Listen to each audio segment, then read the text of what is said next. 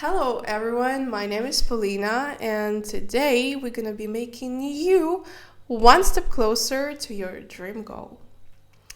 Things which you have to do are you actually know what to do. Most likely you just don't take an action.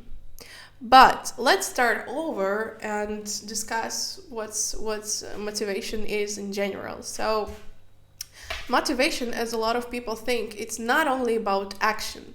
It's not only about setting up your goals. So in reality, it's a combination of three things. Motivation implies processes which activate, direct, and maintain the behavior. Okay, because without the third one, basically there's nothing. So I'm gonna be giving you the model, which consists of 4 steps. The first one, define and set up the problem. Second one, develop good problem-solving strategies. The third one, evaluation of problem. And the fourth one is reconsidering problems and solutions over time. Today we're gonna be sticking to the second one, more about strategies which you can apply in a daily life in order to get to get closer, like one step, half step, to your goal. So let's start over. So once you identify and define the problem, you must formulate strategies in order to solve it. Some of the most effective strategies are setting sub-goals, using algorithms, heuristics, and means and analysis.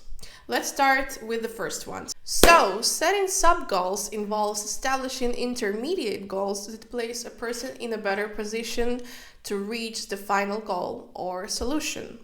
That's why a lot of people might be failing at this point, because they're simply not generating sub-problems. Okay?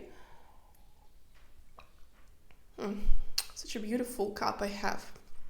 And actually very convenient, because nobody even will know what I'm actually drinking. If I'm drinking the water, the juice, whiskey, nobody will ever understand it, because how? They're not sitting next to me, aren't they? Anyways.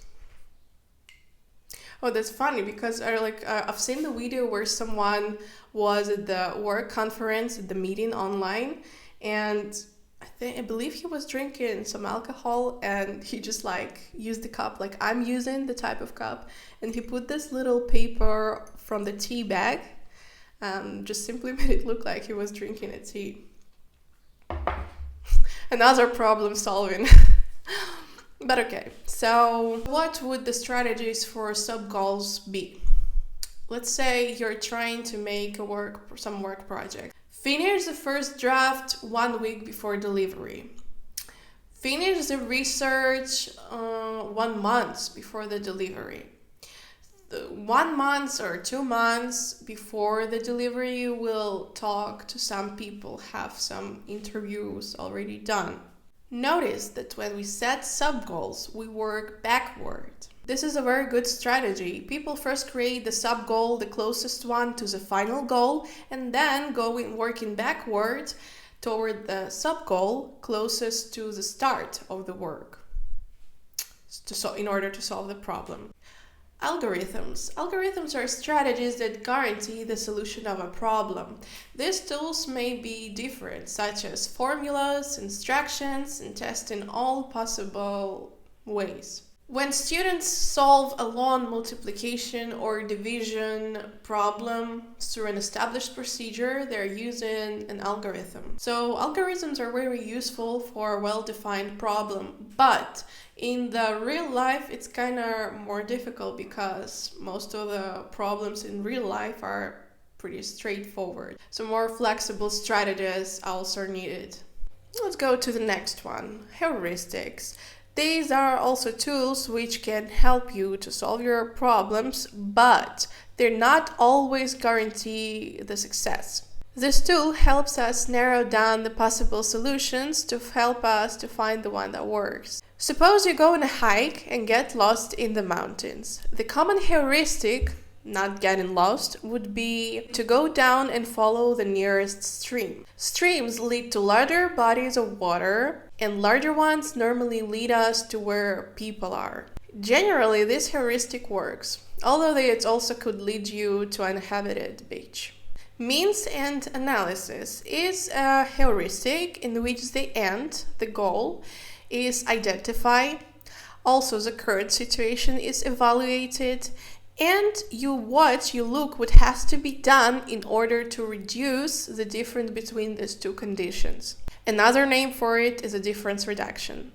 This analysis can also include sub-goals described earlier. So let's say I want to make a YouTube video. What should I do for this? So in order to reduce the distance between my current situation and my final goal, to have a video posted on YouTube, first of all, what should I do in order to decrease this distance? Well, first I should come up with idea for the video. And in order not to be stressed so much about like, oh my gosh, I need to do so much this, that, and this, like I'm just jumping all over the places. So I will be telling myself, okay, I'm just like, this day, what can I do this day? I just can come up with an idea. Okay, so I'm going to be telling about anxiety. Okay, already some small step closer to my final goal. The next day, what else can I do in order to become closer to this goal? I should learn or read some literature. Okay, I'm reading some articles about anxiety. The third day, what can I do? I can buy the microphone. And you see, like, there's already the difference between the first day and the third day.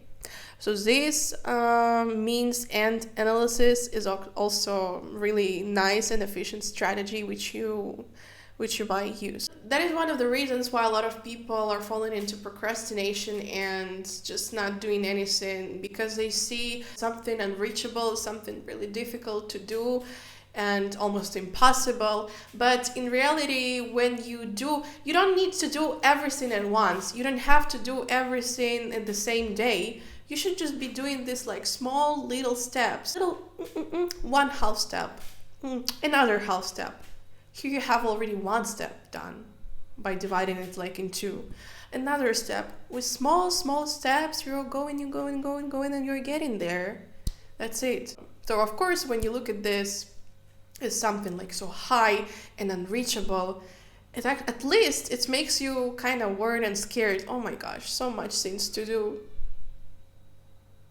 But no. So you're doing this one small step, another small step. That's basically reducing the difference between your current situation and the final goal. So when you have already done some steps towards your future goal, you are actually already one step ahead of someone who hasn't. And procrastination, it happens to everybody at different things. It happens because of the laziness of our brain. It's a very common thing. It actually saves some energy. That's how the way it built. The last thing I'd like to mention is don't be always looking for the easiest ways. Be searching for the best ways, the most effective ways for you. And that was it. Thank you.